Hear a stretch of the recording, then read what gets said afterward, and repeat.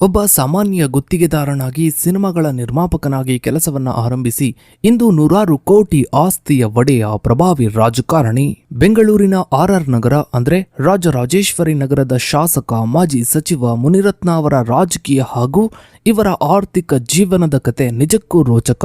ಸಣ್ಣ ಪುಟ್ಟ ಸಿವಿಲ್ ಕೆಲಸಗಳಿಂದ ಆರಂಭವಾದ ಇವರ ಪಯಣ ಇಂದು ಎಷ್ಟು ಕೋಟಿಗೆ ಬಂದು ತಲುಪಿದೆ ಗೊತ್ತಾ? ಇವರ ಬಳಿ ಇರುವ ಚಿನ್ನ, ಬೆಳ್ಳಿ, ಕಾರುಗಳು, ಐಷಾರಾಮಿ ಬಂಗಲೆಗಳು ಮತ್ತು ಕೃಷಿ ಭೂಮಿಯ ಮೌಲ್ಯವೆಷ್ಟು ಗೊತ್ತಾ? ಇದಷ್ಟೇ ಅಲ್ಲ, ಕಾಂಗ್ರೆಸ್ನಲ್ಲಿದ್ದ ಮುನಿರತ್ನ ಬಿಜೆಪಿಗೆ ಹೋಗಿದ್ದಾದ್ರೂ ಯಾಕೆ? ಇವರ ಆಸ್ತಿ ಸಂಪತ್ತಿನ ರಹಸ್ಯದ ಬಗ್ಗೆನೇ ಒಂದು ವಿಶೇಷ ವರದಿ ಇದೆ, ಬನ್ನಿ ನೋಡ್ತಾ ಹೋಗೋಣ. ಸ್ನೇಹಿತರೆ, ಕರ್ನಾಟಕ ರಾಜಕೀಯದ ಪ್ರಭಾವಿ ವ್ಯಕ್ತಿಗಳಲ್ಲಿ ಒಬ್ಬರಾದ ರಾಜರಾಜೇಶ್ವರಿ ನಗರ ಕ್ಷೇತ್ರದ ಶಾಸಕ ಮುನಿರತ್ನ ಅವರ ಸಾರ್ವಜನಿಕ ಜೀವನವು ವ್ಯವಹಾರಿಕ, ಸಿನಿಮಾಗಳ ನಿರ್ಮಾಣ ಹಾಗೂ ರಾಜಕೀಯ ರಂಗಗಳ ಸಂಕೀರ್ಣ ಮಿಶ್ರಣವಾಗಿದೆ. ಜುಲೈ 23, 1964ರಂದು ಜನಿಸಿದ ಇವರು ಲೇಟ್ ಸುಬ್ರಹ್ಮಣ್ಯ ನಾಯ್ಡು ಅವರ ಮಗನಾಗಿದ್ದು, ಬೆಂಗಳೂರಿನ ಕೋದಂಡರಾಮಪುರದ ಕಾರ್ಪೊರೇಷನ್ ಪ್ರೌಢಶಾಲೆಯಲ್ಲಿ 1981ರಲ್ಲಿ 10ನೇ ತರಗತಿ ಶಿಕ್ಷಣವನ್ನ ಪೂರೈಸಿದ್ರು ಅಂತ ಹೇಳಲಾಗುತ್ತೆ.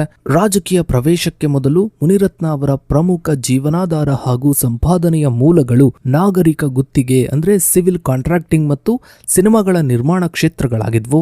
ಆರಂಭಿಕ ದಿನಗಳಲ್ಲಿ ಬೆಂಗಳೂರಿನ ರೌಡಿ ಶೀಟರ್ ಪಟ್ಟಿಯಲ್ಲಿ ಹೆಸರನ್ನ ಹೊಂದಿದ್ದಾರೆ ಎನ್ನಲಾದ ಇವರು ತದನಂತರ ಬೃಹತ್ ಬೆಂಗಳೂರು ಮಹಾನಗರ ಪಾಲಿಕೆ ಅಂದ್ರೆ ಬಿಬಿಎಂಪಿ ವ್ಯಾಪ್ತಿಯಲ್ಲಿ ನಾಗರಿಕ ಮೂಲ ಸೌಕರ್ಯ ಗುತ್ತಿಗೆದಾರರಾಗಿ ಕಾರ್ಯನಿರ್ವಹಿಸಲು ಪ್ರಾರಂಭಿಸಿದರು. ವಿಶೇಷವಾಗಿ 2008-09 ಅವಧಿಯಲ್ಲಿ ಬಿಬಿಎಂಪಿಯ ಪ್ರಮುಖ ರಸ್ತೆ ಕಾಮಗಾರಿಗಳು ಹಾಗೂ ಸಾರ್ವಜನಿಕ ಮೂಲ ಸೌಕರ್ಯ ಗುತ್ತಿಗೆಗಳನ್ನು ಪಡೆಯುವ ಮೂಲಕ ಇವರು ಆರ್ಥಿಕವಾಗಿ ಭದ್ರವಾದ ಅಡಿಪಾಯವನ್ನ ಹಾಕಿಕೊಂಡರು. ನಾಗರಿಕ ಗುತ್ತಿಗೆಯಿಂದ ಬಂದ ಆರ್ಥಿಕ ಲಾಭವನ್ನ ಗಳಿಸಿಕೊಂಡ ಮುನಿರತ್ನ ಅವರು ಕನ್ನಡ ಸಿನಿಮಾ ರಂಗಕ್ಕೆ ಎಂಟ್ರಿ ಕೊಡ್ತಾರೆ. ತಮ್ಮ ವೃಷಭಾದ್ರಿ ಪ್ರೊಡಕ್ಷನ್ ಸಂಸ್ಥೆಯ ಮೂಲಕ ಬಿಗ್ ಬಜೆಟ್ ಸಿನಿಮಾಗಳನ್ನ ನಿರ್ಮಿಸಿ ಸ್ಯಾಂಡಲ್ವುಡ್ನಲ್ಲಿ ಪ್ರಭಾವಿ ನಿರ್ಮಾಪಕರಾಗಿ ಗುರುತಿಸಿಕೊಂಡರು. ಇವರು ನಿರ್ಮಿಸಿದ ಆಂಟಿ ಪ್ರೀತ್ಸೆ, ರಕ್ತ ಕಣ್ಣೀರು, ಅನಾಥರು, ಕಟಾರಿ ವೀರ, ಸುರಸುಂದರಾಂಗಿ ಹಾಗೂ ಪೌರಾಣಿಕ ಸಿನಿಮಾ ಕುರುಕ್ಷೇತ್ರ ಬಿಸ್ನೆಸ್ನಲ್ಲಿ ಬಾಕ್ಸ್ ಆಫೀಸ್ನಲ್ಲಿ ದೊಡ್ಡ ಮಟ್ಟದ ಯಶಸ್ಸನ್ನ ತಂದುಕೊಟ್ವು. ಸಿನಿಮಾ ರಂಗದಲ್ಲಿ ಗಳಿಸಿದ ಜನಪ್ರಿಯತೆ ಮತ್ತು ಗುತ್ತಿಗೆ ವ್ಯವಹಾರಗಳಿಂದ ಬಂದ ಬಂಡವಾಳವು ಇವರಿಗೆ ಸ್ಥಳೀಯ ರಾಜಕೀಯದಲ್ಲಿ ನೆಲೆಯನ್ನ ಕಂಡುಕೊಳ್ಳಲು ಪೂರಕ ವಾತಾವರಣವನ್ನ ನಿರ್ಮಿಸಿಕೊಡ್ತು. ಸ್ನೇಹಿತರೆ, ಮುನಿರತ್ನ ಅವರ ರಾಜಕೀಯ ಜೀವನವು ಕಾಂಗ್ರೆಸ್ ಪಕ್ಷದ ಮೂಲಕ ಪ್ರಾರಂಭವಾಯಿತು. 2013ರ ಕರ್ನಾಟಕ ವಿಧಾನಸಭಾ ಚುನಾವಣೆಯಲ್ಲಿ ಕಾಂಗ್ರೆಸ್ ಅಭ್ಯರ್ಥಿಯಾಗಿ ಹೊಸದಾಗಿ ರಚನೆಯಾಗಿದ್ದ ರಾಜರಾಜೇಶ್ವರಿ ನಗರ ಕ್ಷೇತ್ರದಿಂದ ಸ್ಪರ್ಧಿಸಿ ಮೊದಲ ಬಾರಿಗೆ ಶಾಸಕರಾಗಿ ವಿಧಾನಸಭೆಯನ್ನ ಪ್ರವೇಶಿಸಿದ್ರು. ತದನಂತರ 2018ರ ವಿಧಾನಸಭಾ ಚುನಾವಣೆಯಲ್ಲಿಯೂ ಕೂಡ ಕಾಂಗ್ರೆಸ್ ಟಿಕೆಟ್ನಿಂದಲೇ ಸ್ಪರ್ಧಿಸಿ ಮರು ಆಯ್ಕೆಯಾದರು. ಜುಲೈ 2019ರಲ್ಲಿ ಕರ್ನಾಟಕ ರಾಜಕೀಯದಲ್ಲಿ ಸಂಭವಿಸಿದ ಪ್ರಮುಖ ರಾಜಕೀಯ ಬೆಳವಣಿಗೆಗಳಲ್ಲಿ ಅಂದ್ರೆ ಆಪರೇಷನ್ ಕಮಲದಲ್ಲಿ ಶಾಸಕ ಸ್ಥಾನಕ್ಕೆ ರಾಜೀನಾಮೆ ನೀಡಿದ ಕಾಂಗ್ರೆಸ್ ಜೆಡಿಎಸ್ನ 17 ಶಾಸಕರಲ್ಲಿ ಮುನಿರತ್ನ ಕೂಡ ಒಬ್ಬರಾಗಿದ್ದರು.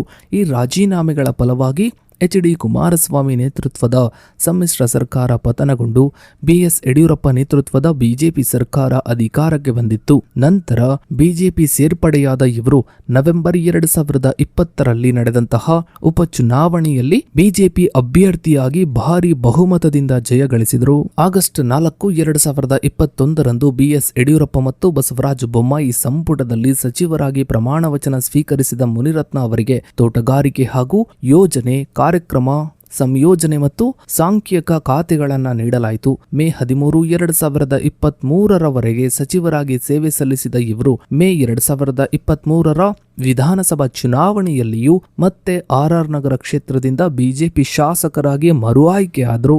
ಸ್ನೇಹಿತರೆ, ಭಾರತೀಯ ಚುನಾವಣಾ ಆಯೋಗಕ್ಕೆ ಸಲ್ಲಿಕೆಯಾಗಿರುವ ಅಧಿಕೃತ ಪ್ರಮಾಣ ಪತ್ರಗಳ ಅಂದ್ರೆ ಅಫಿಡವಿಟ್ನ ವಿಶ್ಲೇಷಣೆಯು ಮುನಿರತ್ನ ಅವರ ಆಸ್ತಿ ಮೌಲ್ಯದಲ್ಲಿ ಕಳೆದ ಒಂದು ದಶಕದಲ್ಲಿ ತೀವ್ರ ಸ್ವರೂಪದ ಹೆಚ್ಚಳವಾಗಿರುವುದನ್ನು ತೋರಿಸುತ್ತದೆ.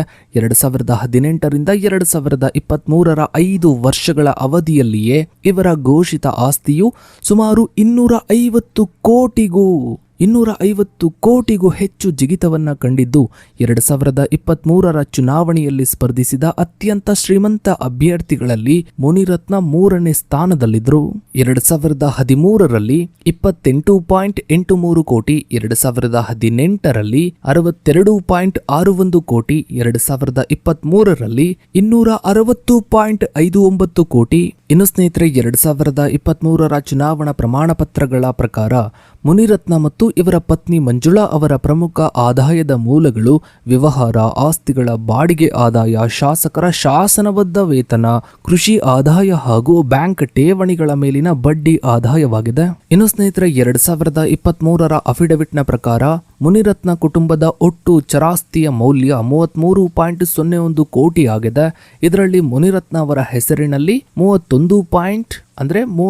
ಕೋಟಿ 34 ಲಕ್ಷ ಹಾಗೂ ಇವರ ಪತ್ನಿ ಮಂಜುಳಾ ಅವರ ಹೆಸರಿನಲ್ಲಿ 1,66 ಲಕ್ಷ ಮೌಲ್ಯದ ಚರ ಸ್ವತ್ತುಗಳಿವೆ. ಇನ್ನು ಸ್ನೇಹಿತರೆ ಮುನಿರತ್ನ ಅವರ ಸ್ಥಿರ ಆಸ್ತಿಯ ಮೌಲ್ಯವು 2018ರಲ್ಲಿದ್ದ 62.61 ಕೋಟಿಯಿಂದ 2023ರಲ್ಲಿ 260.59 ಕೋಟಿಗೂ ಅಧಿಕ ಮೊತ್ತಕ್ಕೆ ಏರಿಕೆಯಾಗಿದೆ. ಮುನಿರತ್ನ ಮತ್ತು ಇವರ ಪತ್ನಿ ಕರ್ನಾಟಕದ ವಿವಿಧ ಜಿಲ್ಲೆಗಳಲ್ಲಿ ಬೃಹತ್ ಪ್ರಮಾಣದ ಕೃಷಿ ಭೂಮಿಗಳನ್ನು ಹೊಂದಿದ್ದಾರೆ. ಇವುಗಳ ಒಟ್ಟು ಮೌಲ್ಯ 105.70 ಕೋಟಿ ಎಂದು ಅಂದಾಜಿಸಲಾಗಿದೆ. ಮುನಿರತ್ನ ಅವರ ಹೆಸರಿನಲ್ಲಿ 40ಕ್ಕೂ ಹೆಚ್ಚು ಕೃಷಿ ಜಮೀನಿನ ಪಾರ್ಸೆಲ್ಗಳಿದ್ದು ಇವುಗಳ ಮೌಲ್ಯ ತಲಾ 7.20 ಲಕ್ಷದಿಂದ ಆರಂಭವಾಗಿ 6.15 ಕೋಟಿವರೆಗಿನ ಪ್ರತ್ಯೇಕ ಸರ್ವೆ ಸಂಖ್ಯೆಗಳಲ್ಲಿ ಹಂಚಿಕೆಯಾಗಿವೆ. ಇನ್ನು ಇವರ ಪತ್ನಿ ಹೆಸರಿನಲ್ಲಿ 1.43 ಕೋಟಿ ಮತ್ತು 1.19 ಕೋಟಿ ಮೌಲ್ಯದ ಕೃಷಿ ಭೂಮಿಗಳಿವೆ. ಇನ್ನು ಕೃಷಿಯೇತರ ಜಮೀನುಗಳು, ವಾಣಿಜ್ಯ ಮಳಿಗೆಗಳು ಹಾಗೂ ವಸತಿ ಸಮುಚ್ಚಯಗಳು ಅಂದರೆ ಕಟ್ಟಡಗಳ ಮೌಲ್ಯ 154 ಕೋಟಿಗೂ ಹೆಚ್ಚಿದೆ. ಬೆಂಗಳೂರು ನಗರದ ಪ್ರಮುಖ ಬಡಾವಣೆಗಳು ಮತ್ತು ಹೆದ್ದಾರಿ ಪಕ್ಕದಲ್ಲಿರುವ ಇತರ ಕೃಷಿಯೇತರ ಆಸ್ತಿಗಳಲ್ಲಿ ತಲಾ 10.38 ಕೋಟಿ, 4.49 ಕೋಟಿ, 3.46 ಕೋಟಿ, 2.84 ಕೋಟಿ, 2.62 ಕೋಟಿ ಹಾಗೂ 2.15 ಕೋಟಿ ಮೌಲ್ಯದ ಭೂಸ್ವತ್ತುಗಳು ಪ್ರಮುಖವಾಗಿವೆ. ಇನ್ನು ಸ್ನೇಹಿತರೆ 2023ರ ಅಫಿಡವಿಟ್ನ ಪ್ರಕಾರ ಮುನಿರತ್ನ ಕುಟುಂಬದ ಒಟ್ಟು ಸಾಲದ ಹೊಣೆಗಾರಿಕೆ 102.22 ಕೋಟಿ ಆಗಿದೆ.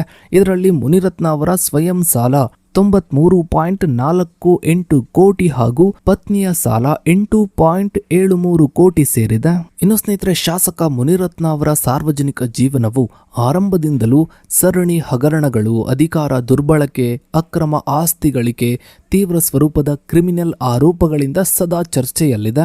ಬಿಬಿಎಂಪಿ ಅಧಿಕೃತ ಕಡೆತಗಳ ಅಂದರೆ ಫೈಲ್ಗಳ ಅಕ್ರಮ ಜಪ್ತಿ ಪ್ರಕರಣ 2014, 1,500 ಕೋಟಿ ಬಿಬಿಎಂಪಿ ನಕಲಿ ಬಿಲ್ ಹಗರಣ 2018, ನಕಲಿ ಮತದಾರರ ಗುರುತಿನ ಚೀಟಿ ಹಗರಣ 2018, 40% ಕಮಿಷನ್ ಲಂಚದ ಆರೋಪ 2022, ಲಂಚ ಕೋರಿಕೆ, ಜಾತಿ ನಿಂದನೆ ಮತ್ತು ಬೆದರಿಕೆ ಪ್ರಕರಣ 2024, ಇನ್ನು ಹನಿ ಟ್ರ್ಯಾಪ್ ಮತ್ತು HIV ಸೋಂಕು ಹರಡಿಸುವ ಸಂಚಿನ ಪ್ರಕರಣಗಳು SIT ತನಿಖೆ 2024-25. ಇನ್ನು ಸ್ನೇಹಿತರೆ RR ನಗರದ ಅಂದ್ರೆ ರಾಜರಾಜಾಜಿನಗರದ ಮತದಾರರು ಮುನಿರತ್ನ ಅವರನ್ನ ರಾಜ್ಯದ ಮುಖ್ಯಮಂತ್ರಿ ಕುರ್ಚಿಯ ಮೇಲೆ ನೋಡೋದಕ್ಕೆ ಬಹಳ ಉತ್ಸುಕದಿಂದ ಕಾಯ್ತಾ ಇದ್ದಾರೆ.